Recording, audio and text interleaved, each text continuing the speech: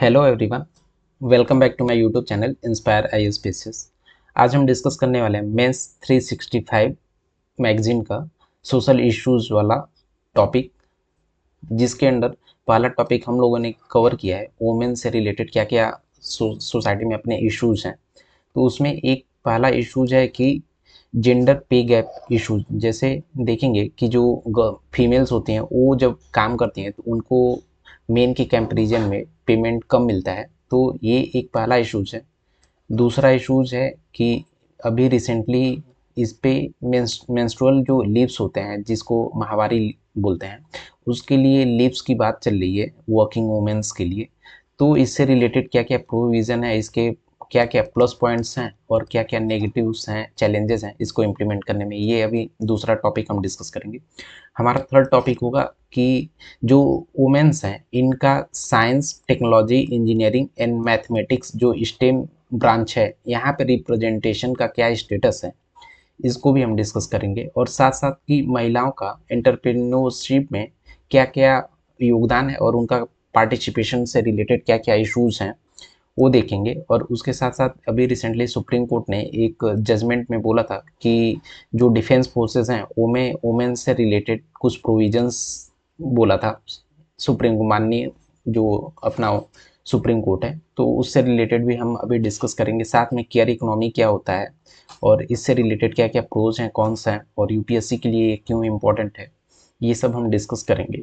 साथ साथ post act जो प्रिवेंशन ऑफ सेक्सुअल हरासमेंट का जो एक्ट है, जिसमें वर्क प्लेस होता है जहाँ पे महिलाएं काम करती हैं, उससे रिलेटेड क्या क्या प्रोविज़न है, उससे क्या क्या फ़ायदे हुए हैं, उसको इम्प्लीमेंट करने में क्या क्या चैलेंजेस हैं, वो भी हम लोग देखेंगे। और उसके साथ साथ रिसेंटली जो सरोगेसी एक्ट है उसमें सरकार ने कुछ अमेंडमेंट लेकर आए थे, तो हम शॉर्टली इसको देख लेंगे कि सरोगेसी एक्ट क्या है इंडिया में, उसका करेंटली क्या क्या स्टेटस है और क्या क्या कंडीशंस हैं सरोगेसी के लिए।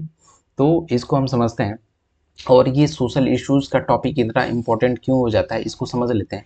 क्योंकि देखेंगे यूपीएससी के GS2 में ये नियरली 70 नंबर तक के क्वेश्चंस इसमें आते हैं अराउंड, जो कि 25% मार्क्स होते हैं। और यहाँ से ये डायरेक्टली सोशल जो भी करंटली सोशल इश्यूज हैं अपने सोसाइटी में, महिलाओं को लेकर, बच्चों को लेकर, जो एल्डरली पॉपुलेशन उनको लेकर, हेल्थ को लेकर, अपने खान पान को लेकर, पुअर को लेकर, तो ये सारे इश्यूज यूपीएससी के लिए काफ़ी फेवरेट टॉपिक्स हैं। और अदर जो स्टेट एग्जामिनेशंस होते हैं मेंस के, उसके लिए भी काफ़ी इंपॉर्टेंट है। तो आइए हम डिस्कस करते हैं। उसके पहले आप हमारे चैनल को प्लीज़ लाइक करें, कमेंट करें एंड सब्सक्राइब करें। और इन केस आपको कुछ भी वीडियोस से रिलेटेड डाउट्स हैं तो आप हमसे टेलीग्राम पे जुड़ सकते हैं या अपने वीडियोस के कमेंट बॉक्स में कमेंट कर सकते हैं, वहाँ पे हम सबके कमेंट का रिप्लाई करेंगे। और इन केस आपको मेरा वीडियो किसी स्पेसिफिक टॉपिक या सब्जेक्ट पे चाहिए तो वो आप हमें मैसेज कर सकते हैं या फिर कमेंट कर सकते हैं, जिससे कि हम अपडेटेड वीडियोस उस टॉपिक पर लेकर आएंगे। आइए स्टार्ट करते हैं अपना। तो हमारा पहला टॉपिक है कि महिलाओं को लेकर क्या क्या इश्यूज हैं। तो उसमें हम देख लेते हैं कि महिलाओं का अपना जो वर्क फोर्स है, जो हम लोग काम करते हैं ऑफिस में, प्राइवेट या फिर पब्लिक सेक्टर, वहाँ या फिर जो ऐसा सेक्टर है जहाँ पे प्रॉपर मॉनिटरिंग नहीं होता है, जैसे लेबर क्लास हो गया, वहाँ पे क्या क्या स्टेटस उसको देख लेते हैं। Recently periodic labour force survey है, जिसको शॉर्ट में PLFS बोलते हैं, PLFS बोलते हैं। इन्होंने बताया था कि 2017 में महिलाओं का पार्टिसिपेशन जो है 23.3 था, जो कि बढ़ के अभी 2022-23 में 37% हो गया। मीन्स महिलाओं का पार्टिसिपेशन वर्कफोर्स में बढ़ रहा है। तो ये हमारे इकोनॉमी के लिए एक प्लस पॉइंट है। और इसके साथ साथ देखेंगे कि अभी जो महिलाएं हैं और जो मेल्स हैं, इनके बीच में डिस्पैरिटीज़ हैं। क्योंकि देखेंगे कि जो पे दिया जाता है वो महिलाओं को सिर्फ 18% पे दिया जाता है और रिमेनिंग 82 जो पे का कैप्चर है वो मेल्स ले जाते हैं। तो इनके बीच में पे का इनइक्वालिटीज़ है, जिसको आगे हम डिस्कस करेंगे।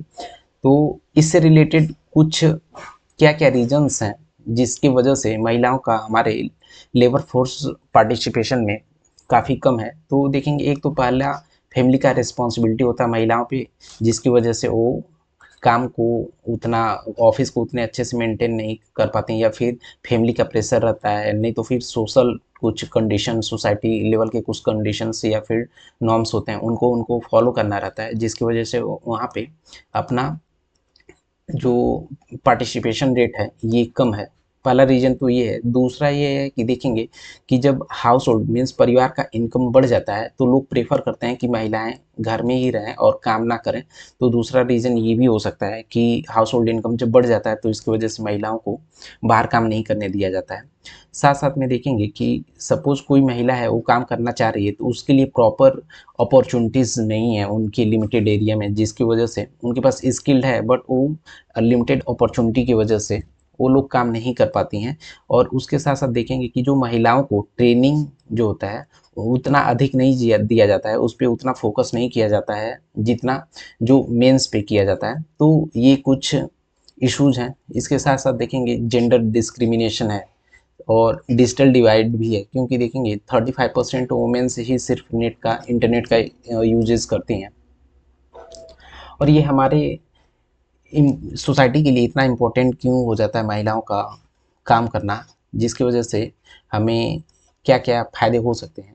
तो देखेंगे एक मैकेंजी कंपनी है, ये काफ़ी यूएस की काफ़ी बड़ी कंपनी है। इन्होंने एक रिपोर्ट में बोला था कि जेंडर इक्वालिटी हो जाए इंडिया में तो इंडिया का जो जीडीपी ग्रोथ रेट है नियरली 1.4% इंक्रीज कर सकता है by gender equality. Means in case 50% जो भी लेबर फोर्स में पार्टिसिपेशन है 50% मेल रहे एंड रिमेनिंग 50% यदि फीमेल रहे तो इसकी वजह से हमारा जो ग्रोथ रेट है ये काफ़ी इम्प्रूव हो सकता है अराउंड 1.4%। और इसके साथ साथ देखेंगे कि जो इंक्लूजन होता है, सोशल इंक्लूजन होता है, ये भी हमारा बूस्ट होगा, जिसकी वजह से हमारा कल्चर में बैलेंसेस भी काफ़ी आएंगे। और इसके साथ साथ देखेंगे कि जो महिलाएं होती हैं उनका जो डिसीजन मेकिंग पावर होता है उनका बढ़ जाता है जब वो काम करते हैं। मीन्स जब भी जो वर्किंग वुमेन्स होती हैं उनका डिसीजन मेकिंग पावर बढ़ जाता है, ये दूसरा इंपॉर्टेंस है। और इसके साथ साथ देखेंगे कि कुछ सोशल इंडिकेटर है जो बताते हैं कि क्या रीजन हो सकते हैं महिलाओं के जो लेबर फोर्स पार्टिसिपेशन में उनका रेशियो बढ़ा है। तो पहला है कि अभी जो इन्फेंट का मोर्टेलिटी रेट है इंडिया में वो कम हुआ है। तो बेसिकली इन्फेंट का मोर्टेलिटी रेट क्या होता है कि 1000 बच्चे, इनकेस 1000 बच्चे जन्म लेते हैं तो उनमें से कितने बच्चों का डेथ 1 ईयर के अंदर हो गया, उस रेशियो को हम बोलते हैं चाइल्ड या इन्फेंट मोर्टेलिटी रेट। मीन्स कितने बच्चे, 1000 बच्चों में से कितने बच्चों का 1 साल के अंदर डेथ हो गया। और इसके साथ साथ देखेंगे कि मैटरनल मोर्टेलिटी रेट होता है। मीन्स क्या होता है, जो डिलीवरी के टाइम पे या फिर प्रेगनेंसी के टाइम पे कुछ महिलाएं होती हैं उनका डेथ हो जाता है किसी न किसी मेडिकल इश्यूज, नहीं तो फिर किसी अदर इश्यूज की वजह से। तो 1 लाख महिलाओं में कितनी महिलाओं का डेथ हो गया सिर्फ डिलीवरी या प्रेगनेंसी से रिलेटेड, इन्हीं को हम बोलते हैं मैटरनल मोर्टेलिटी रेट। तो ये दोनों कम हुए हैं, जिसकी वजह से भी ये हमारे इकोनॉमी में और हमारे सोसाइटी के लिए काफ़ी अच्छा है। तो इसकी वजह से भी महिलाओं का पार्टिसिपेशन बढ़ सकता है। और साथ साथ देखेंगे जो डेमोग्राफिक डिविडेंड है ये भी इंडिया काफ़ी अच्छे से यूटिलाइज कर लेगा इनकेस महिलाओं का पार्टिसिपेशन बढ़ता है। और साथ में जब उनका पार्टिसिपेशन बढ़ेगा तो देखेंगे जो पावर्टी है, जब किसी भी परिवार के मेल भी वर्क कर रहे हैं और फीमेल भी वर्क कर रही हैं तो उसमें क्या होगा कि पावर्टी जो है रिड्यूस हो जाएगा। तो इसकी वजह से जो अपना सस्टेनेबल डेवलपमेंट गोल्स हैं उसमें से गोल नंबर 1 अचीव किया जा सकता है। और दूसरा जो सस्टेनेबल डेवलपमेंट गोल है, गोल नंबर 5, जिसमें बोला गया है कि जेंडर इक्वालिटी होनी चाहिए, इसको भी इम्प्रूव कर सकता है। तो अभी हम देख लेते हैं गवर्नमेंट ने क्या क्या इनिशिएटिव लिए हैं इसको प्रमोट करने के लिए। तो एक तो है मैटर्निटी बेनिफिट अमेंडमेंट एक्ट 2070, जिसमें 26 वीक का पेड लीव मिलता है। तो ये एक सबसे बड़ा पॉइंट है। दूसरा है कि इनकी सेफ्टी, हेल्थ और वर्किंग कंडीशन पे भी ध्यान दिया जाता है। साथ में हमारा थर्ड पॉइंट है कि इनका जो वेजेस होता है, मीन्स उनको कितना पैसे मिलना चाहिए, और सिर्फ सेक्स के बेस पे, मीन्स वो मेल है या फीमेल है, इस बेस पे उनका जो पे डिसाइड नहीं होना चाहिए, बल्कि उनकी कैपेबिलिटी और उनके स्किल्स के बेस पे डिसाइड होना चाहिए। ये गवर्नमेंट का कुछ इनिशिएटिव है। और इसके साथ साथ पोस्ट एक्ट है, means prevention of sexual harassment act, means किसी महिला का वर्क वर्क फोर्स पे, वहाँ पे उनके साथ कोई भी सेक्सुअल हरासमेंट का केस इंसिडेंट ऑकर होता है तो उसके लिए क्या क्या इनिशिएटिव लिए जा सकते हैं, ये पोस्ट एक्ट के अंदर कवर किया जाता है और इसका टाइम टू टाइम बेसिस पे ट्रेनिंग भी दिया जाता है, जिसको हम आगे कवर करेंगे। और इंडिया ने जब G20 होस्ट किया था तो G20 के टाइम पे उन्होंने एक कॉन्सेंसस लाया था, G20 एम्पावर, जिसमें ये बोला गया था G20 alliance for empowerment and progression of women, means महिलाओं के।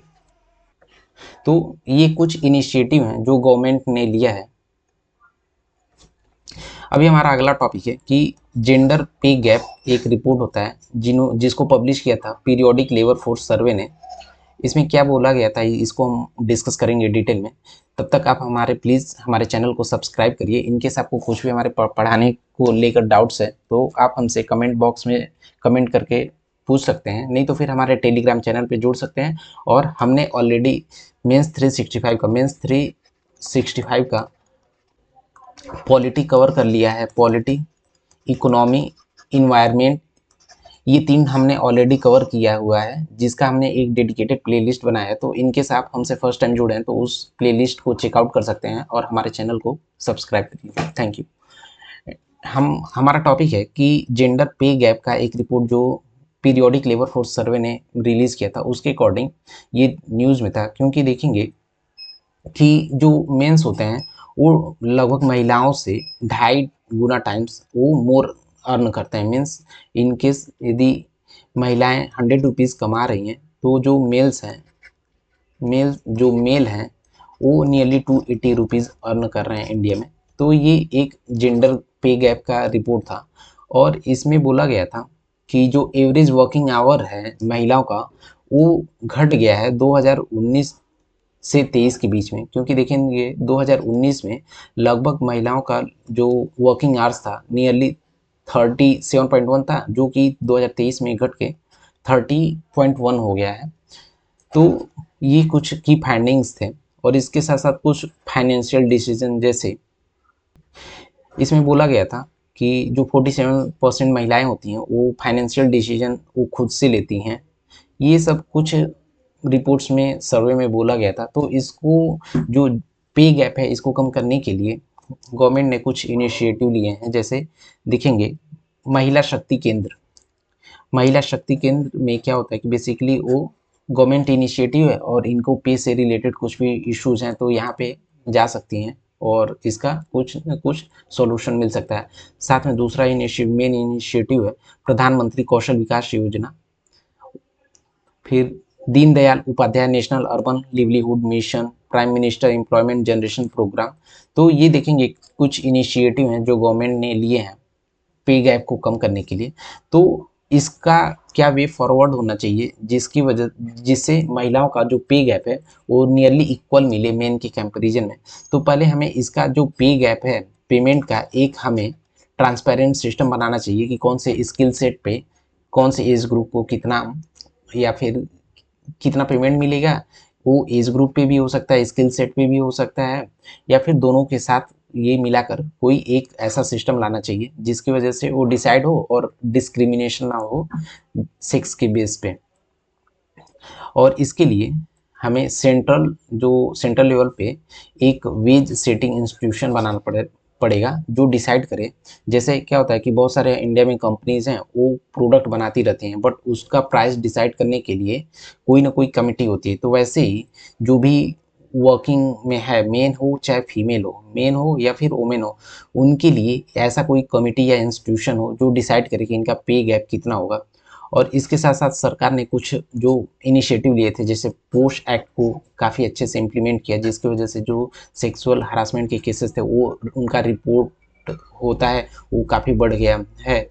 तो इसकी वजह से उनको महिलाओं को काफ़ी हेल्प मिला है। और इसके साथ साथ फिर हमारा अगला है कि उसमें मैटरनिटी का जो ब्रेक होता है उसमें को भी सरकार ने अच्छे से इम्प्लीमेंट किया है। और इनकेस कुछ ऐसा इशू है फीमेल्स को लेकर, वुमेन्स को लेकर, तो रिमोट वर्क भी टेम्पररी बेस पे प्रोवाइड कर सकते हैं और उनको पेरेंटल लीव भी दिया जा सकता है चाइल्ड केयर के लिए। तो ये सारे कुछ इनिशिएटिव हैं जिसकी वजह से पे गैप को कम किया जा सकता है।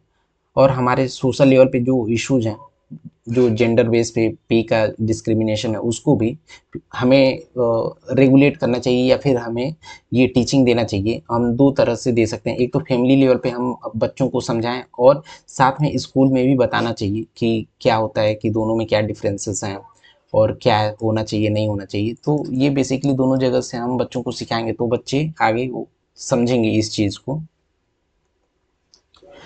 रिसेंटली देखेंगे कि पेड मेंस्ट्रुअल लीव पॉलिसी के बारे में बात चली है, जिसमें क्या होगा कि जो जिसको हम मेंस्ट्रुअल लीव मीन्स वो माहवारी होता है, माहवारी जो मंथली होता है, इसको इससे रिलेटेड महिलाओं को पेड लीव मिले, मीन्स इसकी वजह से बहुत सारे इश्यूज भी होते हैं।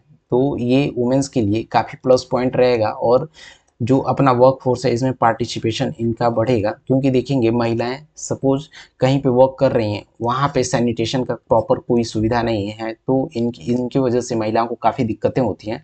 तो इस चीज़ को ध्यान रखते हुए इस पे कोई पॉलिसी बनाने की बात चल रही है। तो मेंस्ट्रुअल लीव उसमें बेसिकली क्या है कि मेंस्ट्रुएशन जो पीरियड होता है उस बीच में वो एक एक दिन या फिर जो भी पॉलिसी के अकॉर्डिंग रहेगा उसमें उनको पेड लीव दिया जाएगा। और इसकी ज़रूरत क्यों थी इसको हम समझेंगे, क्योंकि ये उनका राइट टू लाइफ जो आर्टिकल 21 है कॉन्स्टिट्यूशन में, इसमें बोला गया है राइट टू लाइफ से रिलेटेड, ये लाइफ का बेसिक नीड है वुमेन्स के लिए। उसके साथ साथ जो आर्टिकल 14 है इसमें राइट टू इक्वालिटी के बारे में बोला गया है। और इसके साथ साथ जो स्टेट है उनको एम्पावर किया गया है अंडर आर्टिकल 15 क्लॉज 3 के अंडर, कि जो स्टेट है कोई स्पेशल प्रोविज़न भी ला सकता है महिलाओं के लिए।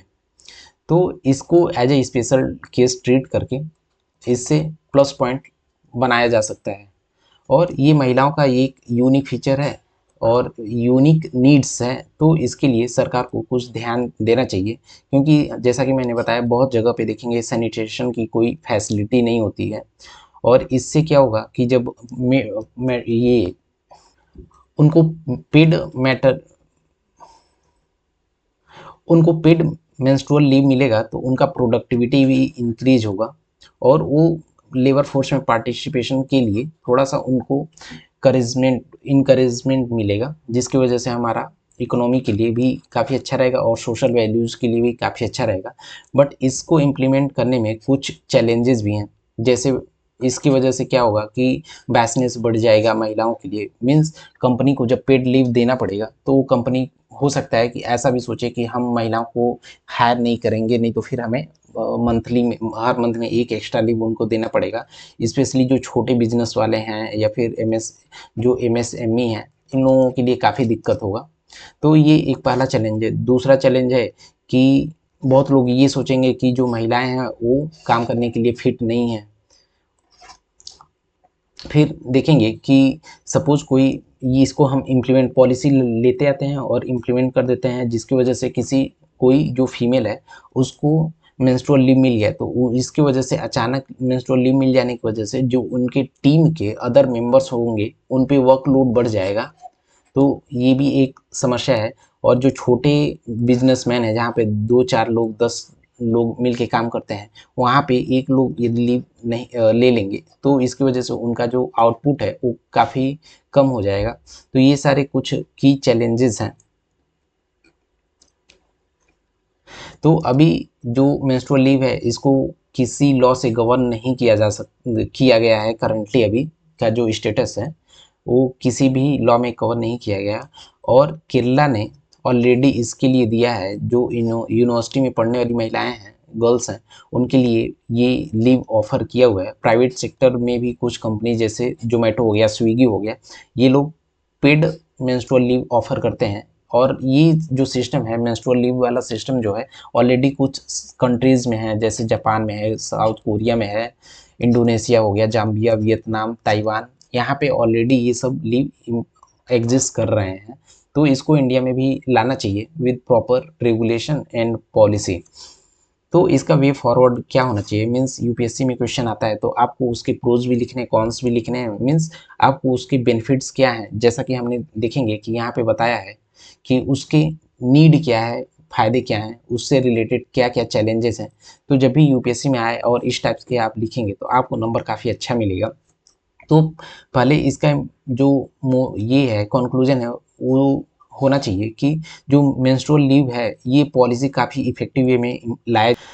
दूसरा है कि इन केस हमें उसका कुछ अल्टरनेटिव भी लाना चाहिए कि सपोज़ ऑफिस में ना आके वो घर से काम कर लें, या फिर किसी स्पेसिफिक टाइम पे उनको काम करने में इशू आ रहा है तो वो डिफरेंट टाइम में जाके अपना काम कर सकते हैं। तो ये सारे कुछ इनिशिएटिव ला सकते हैं या फिर कंक्लूजन में ला सकते हैं। और हमारा अगला टॉपिक है कि वोमेन्स का जो रिप्रेजेंटेशन है science, technology, engineering and mathematics में, इसका अभी करंटली क्या स्टेटस है, क्योंकि वर्ल्ड बैंक ने एक रिपोर्ट में बताया था कि महिलाएं जो हैं, जो वोमेन्स हैं या गर्ल्स हैं, उनका स्टेम फील्ड में 29.2% कंट्रीब्यूशन है। और इंडिया के रेस्पेक्ट में बात करें तो देखेंगे कि महिलाएं जो होती हैं, गर्ल्स जो हैं, स्टेम फील्ड में means science, technology, engineering and mathematics में 42.6% जो गर्ल्स होती हैं वो ग्रेजुएशन करती हैं, बट उनके लिए जो जॉब्स हैं वो ओनली 27% है। तो ये काफ़ी इश्यूज है जिसकी वजह से देखेंगे बहुत सारी जो स्किल्ड गर्ल्स होती हैं या फिर लेबर फोर्स में महिलाएं होती हैं, वुमेन्स, उनको जॉब नहीं मिल पाने की वजह से उनका स्किल सेट को प्रॉपरली यूज़ नहीं किया जा रहा है।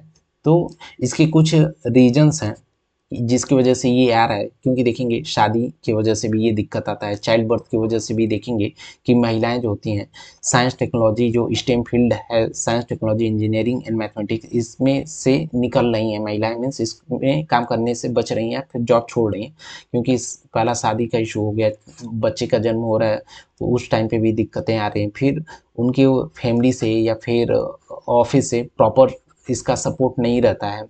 ये तीसरा इशू है। फिर जेंडर को लेकर इशू है। तो ये सारा कुछ इश्यूज हैं और इसी को हम लीकी पाइपलाइन बोलते हैं, जो जिसकी वजह से स्टेम फील्ड से महिलाएं काम छोड़ रही हैं। तो महिलाओं का स्टेम फील्ड में ज़रूरत क्या है, क्योंकि देखेंगे कि इंडिया में वैसे भी जो स्किल्ड वर्कर हैं इनकी कमी है।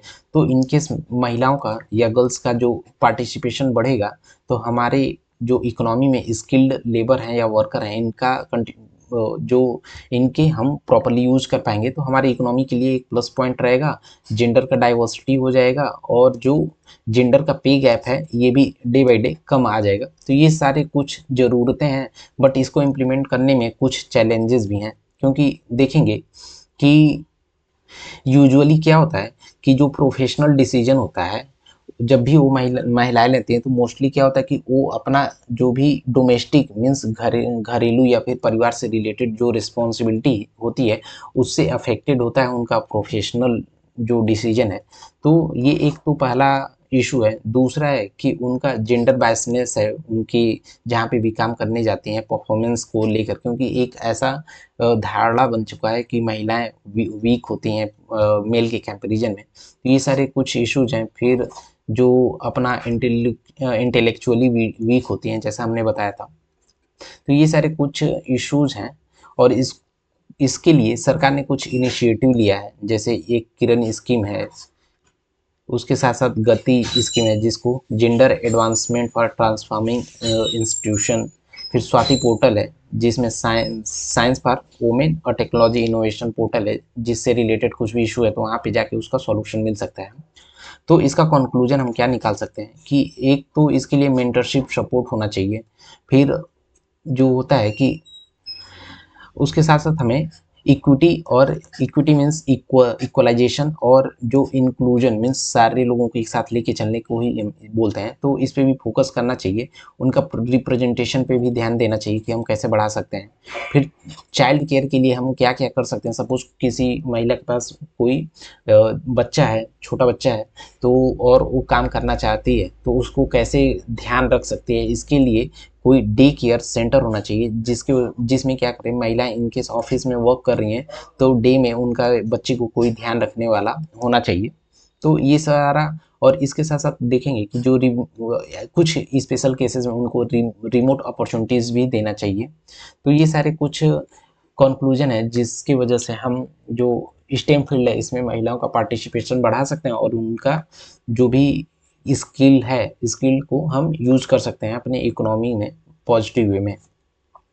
अभी देखेंगे कि वोमेन एंटरप्रेन्योरशिप इन इंडिया में महिलाओं का क्या स्थिति है, क्योंकि रिसेंटली देखेंगे कि जो आरबीआई का एक विंग है इनोवेशन हब, इन्होंने एक वाइट पेपर मीन्स ये नियरली एक एनालिसिस पेपर होता है, नियरली कुछ ईयर्स का बैकग्राउंड में देखेंगे कि उसका क्या क्या डेटा है कि तो डेटा का एनालिसिस होता है। तो इनोवेशन हब ने इसको रिलीज़ किया है और इसमें बोला गया है कि जो टीयर 1 टीयर 2 सिटीज़ हैं वहाँ पे महिलाओं का योगदान काफ़ी कम है, स्पेशली टीयर 3 सिटीज़ में।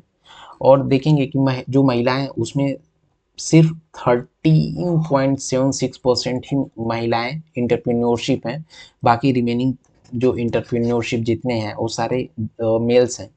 और इसकी वजह से देखेंगे जो जीडीपी में महिलाओं का कंट्रीब्यूशन है इंटरप्रेन्योरशिप में सिर्फ 17% है, जो कि काफ़ी कम है, और ग्लोबल एवरेज इसका 37% है। तो इसको हम इंक्रीज करने के लिए हम क्या क्या स्टेप्स ले सकते हैं, ये हमको लेना चाहिए। और ये इतना इम्पोर्टेंट क्यों हो जाता है महिलाओं का इंटरप्रेन्योरशिप में बढ़ावा देना? इससे क्या होगा कि सस्टेनेबल जो इकोनॉमिक डेवलपमेंट होगा, महिलाओं का भी इंक्लूजन होगा एम्प्लॉयमेंट जनरेशन में अपने इकोनॉमी में, और महिलाएं काम करेंगी तो वहाँ पे जो पॉवर्टी है वो भी कम हो जाएगा, जेंडर इक्वालिटी बढ़ेगी। और बहुत बार क्या होगा कि महिलाएं अच्छे पोस्ट पर पहुंच गई हैं तो अदर जो गर्ल्स होती हैं, फीमेल्स होती हैं, उनको भी मोटिवेशन मिलेगा उस प्लेस पे जाके काम करने के लिए। जैसे कि यहाँ पे देखा गया एक सेल्फ हेल्पिंग ग्रुप है, माँ विमलेश्वरी जनहित कार्य समिति, जिसमें 2 लाख महिलाओं को, गरीब महिलाओं को इनको एम्पावर किया गया था। तो ये हो गया। फिर यहाँ पे पटना में देखेंगे एक उषा आंटी हैं जिन्होंने बहुत सारे लोग महिलाओं को सपोर्ट किया है इंटरप्रेन्योरशिप इंस्पिरेशन के लिए, मीन्स उनमें इंटरप्रेन्योरशिप बनने की कुछ आइडियाज़ हैं तो उनको मोटिवेट करने के लिए ये काम करें उषा आंटी। और इससे रिलेटेड कुछ चैलेंजेस हैं, देखेंगे कि कैपिटल गैप मीन्स देखेंगे कि जो इनकेस महिलाओं इंटरप्रेन्योरशिप करें तो उनके पास इन्वेस्टमेंट प्रॉपर नहीं हो पाता है, मीन्स जो एक्सटर्नल फंडिंग जिसको बोलते हैं ये उनके पास प्रॉपर नहीं आ पाता है, तो ये फेल हो जाती हैं इसमें। तो एक तो पहला इशू है या चैलेंजेस हैं वुमेन्स एंटरप्रेन्योरशिप को लेकर। दूसरा है कि विजिबिलिटी गैप होता है, मीन्स सोसाइटी में देखा जाता है कि उनका जो परफॉर्मेंस है उनको अंडर वैल्यूएशन है, मीन्स जो उनका एबिलिटी है वहाँ तक उनको जज नहीं किया जाता है। दूसरा ये पॉइंट है। उसके साथ तीसरा पॉइंट ये है कि सपोज वो शादी करके किसी दूसरे प्लेस पे शिफ्ट हो गए तो उनके लिए एक नया नेटवर्क क्रिएट करना ये काफ़ी इश्यूज होता है। और इसके साथ साथ जो केयर गैप है, जैसे एल्डर मैटरनिटी हो गया, बच्चे हैं, फैमिली केयर हो गया, तो ये सारे कुछ चैलेंजेस हैं वुमेन इंटरप्रेन्योरशिप को लेकर। तो इसका वे फॉरवर्ड क्या होना चाहिए कि एक तो इफेक्टिव पॉलिसी लेकर आना चाहिए, और लोकल रोल मॉडल्स होनी चाहिए जिनकी वजह से जो अदर फीमेल्स हैं वो मोटिवेट हों, और इनको प्रॉपर फंडिंग मिलना चाहिए। जो कैपिटल होता है, सपोज किसी फीमेल इंटरप्रेन्योरशिप के पास आइडियाज़ काफ़ी अच्छे हैं तो उनको जब तक फंडिंग नहीं मिलेगा वो तब तक ग्रो नहीं करेंगी, तो उनको फंडिंग के अपॉर्चुनिटीज़ भी प्रोवाइड करना चाहिए। और उनका जो टीम है, टीम बिल्डिंग हो गया, इसमें भी हेल्प करना चाहिए। तो ये कुछ इनिशिएटिव हैं जिसको लेकर हम वुमेन्स एंटरप्रेन्योरशिप को बढ़ावा दे सकते हैं, जिससे हमारे इकोनॉमी में और जॉब क्रिएशन में, फिर पॉवर्टी एलिवेशन में काफ़ी हेल्प मिलेगा। हमारा अगला टॉपिक है कि देखिए महिलाओं का जो डिफेंस फोर्सेस है उसमें सुप्रीम कोर्ट ने कुछ प्रमोशन से रिलेटेड एक डिसीजन दिया था, कर कर्नल जिसमें बोला गया था कि कर्नल से ब्रिगेडियर की प्रमोशन के लिए कुछ इंडियन आर्मी को गाइडलाइन लेकर आना चाहिए। और एक परमानेंट कमीशन बनाया गया था, जो बनाया गया था secretary ministry of defence versus Babita Punia के केस में, जो 2020 में लाया गया था। और इसी जजमेंट में सुप्रीम कोर्ट ने रिडायरेक्ट किया था कि एक परमानेंट कमीशन बनाए कि उनको प्रमोशन के लिए और पार्टिसिपेशन के लिए क्या क्या स्टेप्स लेने चाहिए। परमानेंट कमीशन हो गया, फिर इसके साथ साथ कमांडेंट अपॉइंटमेंट कमिटी होना चाहिए, पायलट के लिए हो गया, फिर वोमेन ऑफिसर नेवी में, तो इनको कैसे कैसे हम प्रमोट कर सकते हैं, इस पे ध्यान देना चाहिए। फिर सरकार ने अग्निपथ स्कीम के अंडर जो वुमेन्स अग्निवीर हैं इनको भी प्रमोट कर रही हैं।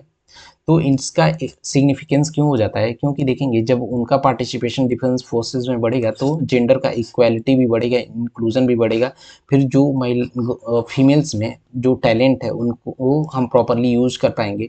और जब वो आगे बढ़ेंगी तो अदर जो सोसाइटी लेवल पे देखेंगे कि बहुत सारे गर्ल्स या फीमेल्स होंगी, उनको देख के मोटिवेट होंगे। क्योंकि देखेंगे ये जो गुंजन सक्सेना है, भावना कांत है, तानिया शेरगिल है, इनको देखकर बहुत लोग इंस्पायर्स होते हैं, जिसकी वजह से क्या होगा कि सोसाइटी में एक इंस्पिरेशन का सोर्स मिलेगा। बट इसको लेकर कुछ चैलेंजेस भी हैं, क्योंकि देखेंगे जो जेंडर स्टीरियोटाइप्स है, मीन्स बायसनेस है, कि महिलाओं को वीकर कंसिडर किया जाता है, फिर डिस्क्रिमिनेशन किया जाता है, हरासमेंट का भी केसेस बहुत जगह आते हैं। फिर इनके साथ साथ जो प्राइवेसी का इशू, हाइजीन का इशू है, फिर वर्क, इनकेस कोई इसमें डिफेंस फोर्सेस में आ जाता है तो वर्क लाइफ बैलेंस का इशू है, फैमिली का सपोर्ट का इशू है। ये सारे कुछ चैलेंजेस हैं, इनको कैसे इम्प्लीमेंट करना चाहिए, इसका कंक्लूजन क्या होना चाहिए हम देख लेते हैं। कि इनको ट्रेनिंग और प्रॉपर एजुकेशन सिस्टम होना चाहिए। और इसके साथ साथ देखेंगे कि जो इनकेस हरासमेंट होता है प्रॉपर इसके लिए अकाउंटेबिलिटी डिसाइड करनी चाहिए। और जो एकोमोडेशन है इसका प्रॉपर एकोमोडेशन होना चाहिए। और इनकेस उनके कोई हस्बैंड है तो उनके लिए को लोकेशन मीन्स सेम प्लेस पे जाके साथ में रहने की सुविधा होनी चाहिए, मैटरनिटी लीव होना चाहिए। ये सारे कुछ प्रोविजंस हैं जिसको देखते हुए वुमेन्स का जो पार्टिसिपेशन है डिफेंस फोर्सेस में बढ़ा सकते हैं। हमारा अगला टॉपिक है केयर इकोनॉमी। तो बेसिकली देखेंगे कि recently confederation of Indian industry ने एक केयर इकोनॉमी पे एक रिपोर्ट निकाला था। और केयर इकोनॉमी को ही हम पर्पल इकोनॉमी बोलते हैं। बेसिकली केयर इकोनॉमी क्या होता है कि कोई भी इन केस केयर कर रहा है अपने पेरेंट्स का, अपने एल्डरली का या फिर बच्चों का, विदाउट पे या फिर पे के साथ, उसी को हम बोलते हैं कि केयर इकोनॉमी। सिर्फ ध्यान रख रहे हैं, परवरिश कर रहे हैं, जिसका पैसा भी मिलता है या नहीं मिलता है उसी को केयर इकोनॉमी बोलता जाता है। इसका definition paid and unpaid care work provided by people, उसमें मेल भी हो सकते हैं, फीमेल्स भी हो सकती हैं। और ये वेलफेयर के लिए हो गया, चिल्ड्रन के लिए हो गया, या फिर जो एल्डरली लोग हैं उनके लिए हो गया, या घरों में काम करते हैं उनके लिए हो गया। ये इसी को हम डे केयर बोलते हैं इकोनॉमी। और देखेंगे कि पूरे वर्ल्ड में 249 मिलियन वुमेन और 132 मिलियन मेन, ये लोग डे इसमें केयर इकोनॉमी के पार्ट हैं, जिसमें 76.2% अनपेड वर्क करते हैं केयर इकोनॉमी का। तो इसको प्रमोट करने के लिए सरकार ने कुछ इनिशिएटिव लिए हैं, जैसे चाइल्ड केयर को लेकर integrated child development service provide किया है, वुमेन केयर के लिए मातृ वंदन योजना है, सीनियर केयर के लिए जैसे पेंशन्स हो गया, ध्यान रखने के लिए अदर स्कीम्स हैं, डिसेबल्ड के लिए भी सरकार ने Indira Gandhi national disability pension scheme लेकर आया है। तो इसको प्रोवाइड कर रही है, जिसकी वजह से केयर इकोनॉमी भी अपना अच्छे से बूस्ट करे। और इसको फॉर्मलाइज करने की ज़रूरत क्यों है ये देख लेते हैं।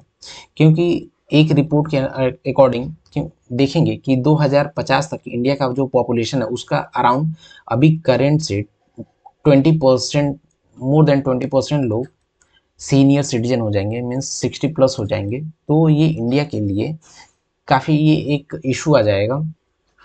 तो उनको ध्यान रखने के लिए भी कोई प्रॉपर इंफ्रास्ट्रक्चर या फिर सिस्टम होना चाहिए, ये ध्यान देना पड़ेगा। फिर इसके साथ देखेंगे कि इसमें जेंडर गैप भी है, क्योंकि 274 समथिंग वुमेन्स हैं और 249 मिलियन वुमेन है और 132 मिलियन मेन है। मीन्स वुमेन का इसमें पार्टिसिपेशन ज़्यादा है केयर इकोनॉमी में। तो उनको कैसे हम फॉर्मलाइज कर सकते हैं, तो इससे इसको इम्प्लीमेंट करने के लिए कुछ चैलेंजेस भी हैं, जैसे प्रॉपर कोई डिफिनेशन नहीं है फॉर्मलाइजेशन का। और जो बर्डन है मोर देन 75%, ये उनके लिए कोई पेमेंट नहीं दिया जाता है। सरकार इस पे एक्सपेंडिचर काफ़ी कम करती है। देखेंगे कि 1% से भी कम सरकार अपने जीडीपी का खर्च करती है इसमें। और इनकेस इसमें कोई काम भी कर रहा है तो इनका जो वेजेस है, वेजेस मीन्स मजदूरी दिया जाता है, वो काफ़ी कम है। जैसे आंगनवाड़ी वर्कर हैं, जो एएनएम हैं, ऑक्सिलरी नर्स, मिडवाइफ हो गया, आशा वर्कर हैं, इनको कुछ स्टेट में देखेंगे कि कोई फिक्स्ड मंथली इनकम भी नहीं प्रोवाइड किया जाता है, जो बहुत लोगों का ध्यान रखती हैं। आशा वर्कर हो गया, आंगनवाड़ी वर्कर हो गया, तो इनको फॉर्मल ट्रेनिंग की भी ज़रूरत है और एक स्टैंडर्ड पॉलिसी लेकर आना चाहिए जिसकी वजह से प्रॉपरली इसको रेगुलेट किया जा सके। तो हम इसको देखेंगे कि हम कैसे इसका कंक्लूजन निकाल सकते हैं। सपोज यूपीएससी में क्वेश्चन आता है तो इसको हम कैसे हैंडल कर सकते हैं कि स्टेट का इन्वॉल्वमेंट इसमें बढ़ाना चाहिए, कि कैसे हम क्या कर सकते हैं। और इसको कम करने के लिए जो आईएलओ है, इंटरनेशनल लेबर ऑर्गेनाइजेशन, इन्होंने कुछ गाइडलाइन भी निकाले हैं जिसको 5R बोलते हैं। जैसे रिकॉग्नाइज करो, पहले तो जो care economy means care system है, कोई ध्यान रख रहा है तो पहले तो उसके काम को आप रिकॉग्नाइज करो। दूसरा है कि मेल और फीमेल के बीच में जो गैप है इनको कम करो। फिर मेल और फीमेल के बीच में जब गैप कम होगा तो जो उनका काम है वो रीडिस्ट्रीब्यूट होगा, मीन्स उसमें जो परसेंटेज है वो नियरली इक्वलाइज होंगे। और इसके साथ साथ रिवार्ड करो, रिप्रेजेंट करो। तो ये सारे आईएलओ जो है उसके कुछ गाइडलाइंस हैं और इसको हम बढ़ा सकते हैं maternity leave, paternity leave policy को प्रॉपरली इम्प्लीमेंट करके। फिर जो केयर सर्विसेज है इसको सब्सिडीज़ दें, जिसकी वजह से जैसे चाइल्ड केयर, एल्डरली केयर हो गया, इनको हम एनजीओ हो गया या फिर सेल्फ हेल्पिंग ग्रुप है, इनके माध्यम से हम बढ़ा सकते हैं। और इसमें सरकार का इन्वेस्टमेंट या फिर प्राइवेट इन्वेस्टमेंट या फिर triple P means public private invest partnership के माध्यम से भी हम इसको प्रॉपरली इंफ्रास्ट्रक्चर क्रिएट करके इम्प्लीमेंट कर सकते हैं। तो अभी हमारा अगला टॉपिक है कि पोस्ट एक्ट से रिलेटेड, क्योंकि देखेंगे इसको आए हुए नियरली 10 ईयर्स हो गए। तो देख लेते हैं कि ये कौन से केस में आया था। बेसिकली पोस्ट एक्ट जो है विशाखा जजमेंट में आया था, जिसको हम विशाखा गाइडलाइन भी बोलते हैं। और ये बेसिकली लाया गया था जो सेक्सुअल हरासमेंट से रिलेटेड इंसिडेंट होते हैं वर्क प्लेस पे, उससे रिलेटेड ये रूल लेकर आया गया था, एक्ट लेकर आया गया था। और इसमें क्या क्या कवर किया गया है उसको देख लेते हैं। कि पहले तो एक सपोज फिजिकल कांटेक्ट होता है और वो अनफेवरेबल है तो इसको भी इसमें कवर किया गया है। और किसी ने डिमांड और रिक्वेस्ट फॉर सेक्सुअल फेवर के लिए इसमें किसी ने कुछ रिक्वेस्ट किया है या फिर डिमांड किया है, इसको भी कवर किया गया है। कोई इसमें इसमें कोई सेक्सुअली कलर्ड रिमार्क शो करता है या फिर पोर्नोग्राफी करता है तो इन सब चीज़ों को कवर किया गया है।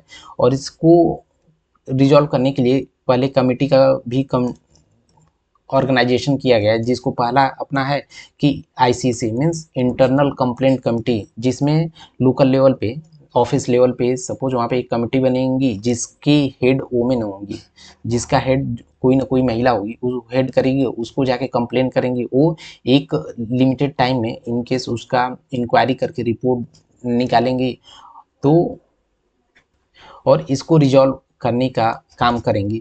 दूसरा है इनकेस वहाँ पे उनका इशू रिजॉल्व नहीं होता है तो एक लोकल कंप्लेंट कमेटी होगा जिनको 10 दिन के अंदर उस केस को रिजॉल्व करना रहेगा। तो ये सारे कुछ उसके फंक्शंस थे। और इसका अचीवमेंट देख लेते हैं, क्योंकि देखेंगे कि इस एक्ट के आने के बाद जो रिपोर्टिंग है काफ़ी बढ़ गया था। तो ये काफ़ी अच्छा है कि एटलीस्ट जो भी इंसिडेंट हो रहे हैं वो रिपोर्टेड जा रहे हैं। फिर इनसे वुमेन का एम्पावरमेंट हुआ और सेफ्टी भी बढ़ा है।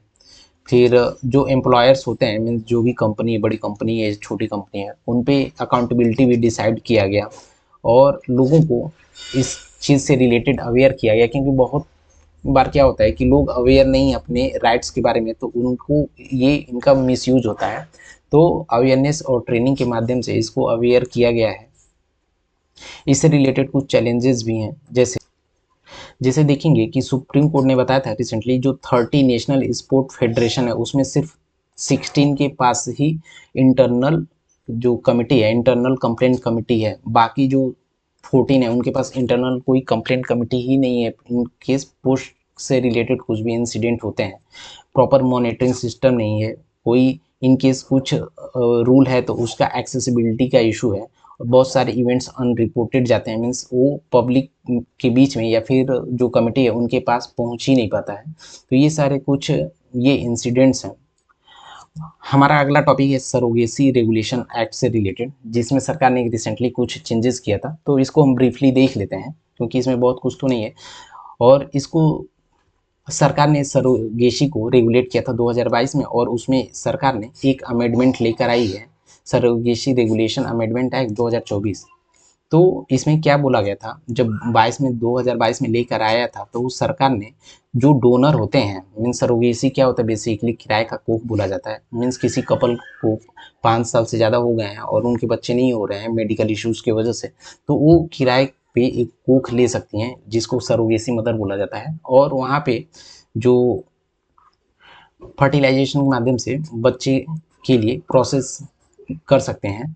तो इससे रिलेटेड जो चेंजेस थे, जो स्पर्म या फिर एग्स डोनर थे, वो मीन्स इस केस में क्या हो रहा था कि जो डोनर था, डोनर सिर्फ वो कपल ही होना चाहिए, दूसरा कोई नहीं होना चाहिए। तो इसी में उन्होंने चेंजेस किया कि बाहर के लोगों को भी अलाउ, तो बाहर का कोई है तो वो अपने जो एग्स हो गया या फिर स्पर्म है उसको डोनेट कर सकते हैं। बस इतना ही उसमें अमेंडमेंट में था, एक लाइन का। तो बेसिकली थोड़ा सा ओवरव्यू देख लेते हैं कि सरोगेसी रेगुलेशन एक्ट क्या है। ये 2021 में लाया गया था, और इसमें जो कमर्शियल सरोगेसी है इसको पैनलाइज किया गया है, मीन्स दंड दिया जाएगा कोई कमर्शियल पर्पज से इस रूल का यूज कर रहा है। तो देखेंगे कि सपोज इसमें दो कपल एक कपल हैं, तो इनके पास बच्चे नहीं होते, ये पास किसी थर्ड फीमेल वोमेन्स के पास जाएंगे, जिसमें ये एक उनके पेट में वो जो भी बच्चे रहेंगे ये प्रोसीड करेंगे। तो उनके लिए एलिजिबिलिटी क्या था कि उनका जो एज है वो 25 से 35 होना चाहिए, और उनके पास कोई ना कोई एक बायोलॉजिकल चाइल्ड भी होना चाहिए, जो सरोगेसी मदर मीन्स जिसके पेट में बच्चा पलेगा। और उसके साथ साथ वो लाइफ में सिर्फ एक बार ही सरोगेट मदर बन सकती हैं, और इसके लिए वहाँ पे उनको एक मेडिकल और साइकोलॉजिकल फिटनेस का सर्टिफिकेट भी दिया जाएगा। और इसमें दूसरा साइड है, जो इंटेंडिंग कपल है, जो मीन्स कपल चाह रहे हैं कि ऐसा सरोगेसी के माध्यम से बच्चे के लिए, तो उनके लिए क्या क्या एलिजिबिलिटी क्राइटेरिया है। पहले तो उनको शादी को कम से कम 5 साल हो जाना चाहिए, और जो वाइफ है उनका एज ग्रुप जो है 25 से 50 साल का होना चाहिए, और हस्बैंड का जो एज ग्रुप है वो 26 से 55 एज के बीच होना चाहिए। और इसमें जब भी सरोगेसी के बाद कम से कम 3 साल तक जो भी सरोगेसी मदर मीन्स जिनके कोख में बच्चा पल रहा था, उनका हेल्थ जो भी हेल्थ से रिलेटेड इंश्योरेंस है उस पर ध्यान देना पड़ेगा। और अबॉर्शन से इन केस अबॉर्शन का कुछ भी केस आता है, तो जो सरोगेट मदर हैं उनको एक रिटेन जो कंसेंट देना पड़ेगा, जो प्रॉपरली ऑथराइज पर्सन के पास, जिसकी वजह से उनका अबॉर्शन किया जाए। और कब नहीं करना चाहिए, कब करना चाहिए, ये उस अथॉरिटी पे डिपेंड करता है। इसमें इस एक्ट में कुछ अटेम्प्ट भी डिसाइड किए गए थे कि एक वुमेन कितनी बार ट्राई कर सकती है सरोगेट मदर बनने के लिए। तो इसमें 3 बार बोला गया था कि कोई भी जो महिला है सरोगेट मदर, वो 3 बार अटेम्प्ट कर सकती है इस चीज़ के लिए। उसमें 36 महीने का इंश्योरेंस का भी प्रोविज़न था, जैसा कि मैंने बताया। इससे रिलेटेड कुछ चैलेंजेस भी हैं कि कोई प्रॉपर इसमें इनकेस इससे रिलेटेड कुछ इंसिडेंट होते हैं तो प्रॉपर कोई रिव्यू या फिर अपील का कोई कमिटी नहीं है। और दूसरा है कि अलग अलग 2 डिफरेंट लॉज या गाइडलाइन है जो कॉन्फ्लिक्ट करते हैं, जैसे सरोगेसी एक्ट है वो, और जो ICMR का जो गाइडलाइन है, दोनों ये एक दूसरे से कॉन्फ्लिक्ट करते हैं। साथ में ये भी बोला गया जो क्लोज रिलेटिव का डिफिनीशन नहीं दिया गया है, जो इस एक्ट में इसको बोला गया है। और इनकेस जो इंटेंडिंग कपल है मीन्स जो कपल बच्चे चाह रहे हैं, इनकी प्राइवेसी को लेकर कोई ध्यान नहीं दिया गया है। और साथ में ही कितना फर्टिलिटी का जो फर्टिलिटी होता है इसका भी कोई डिफिनीशन नहीं दिया गया कि कितना फर्टिलिटी होने पर ही इस सरोगेसी के लिए जा सकते हैं। तो ये सारे इन सब चीज़ों से रिलेटेड कुछ चैलेंजेस हैं।